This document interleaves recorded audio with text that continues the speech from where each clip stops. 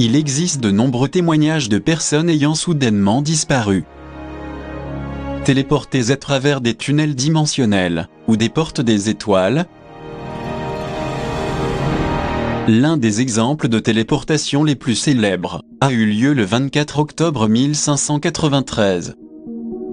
Lorsqu'un soldat étrangement vêtu est apparu parmi les sentinelles qui gardaient la Plaza Mayor, à Mexico, au Mexique.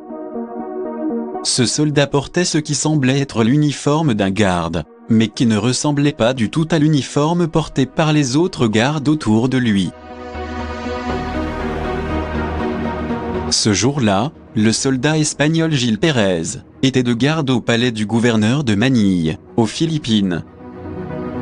Lorsqu'il décida de se reposer, en s'adossant à l'un des murs du palais, et ferma les yeux un instant, et quelque chose d'assez étrange se produisit. Après avoir ouvert les yeux quelques secondes plus tard, il s'est rendu compte qu'il n'était plus dans le palais, mais adossé au mur d'un bâtiment complètement différent. Mais à plus de 16 000 km de Manille, aux Philippines. Interrogé, il déclare s'appeler Gil Pérez, soldat et garde du gouverneur général à Manille, aux Philippines, et que le 23 octobre 1593, il était en état d'alerte, suite à l'assassinat du gouverneur espagnol des Philippines, Don Gómez Pérez das Mariñas. Selon son récit, à un moment donné il s'est senti épuisé, et s'est appuyé contre un mur. A fermé les yeux un instant.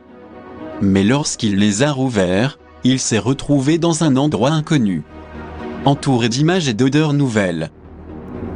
Désorienté, Pérez s'est rendu compte que les gardes qui l'entouraient ne portaient pas les mêmes uniformes. Comme prévu, les gardes mexicains n'ont pas cru un mot de cette incroyable histoire et ont emprisonné l'étrange soldat. Gil Pérez reste en prison pendant des mois, jusqu'à ce qu'un bateau arrive des Philippines avec la nouvelle de l'assassinat du gouverneur de Manille. De plus, un témoin a corroboré l'histoire de Pérez, et l'a effectivement vu le 23 octobre. Considérant qu'il était détenu depuis le 26 octobre, et que la nouvelle de l'assassinat du gouverneur n'est parvenue au Mexique que plusieurs mois plus tard, les autorités mexicaines n'ont eu d'autre choix que de croire la version de Gil Pérez et de le libérer.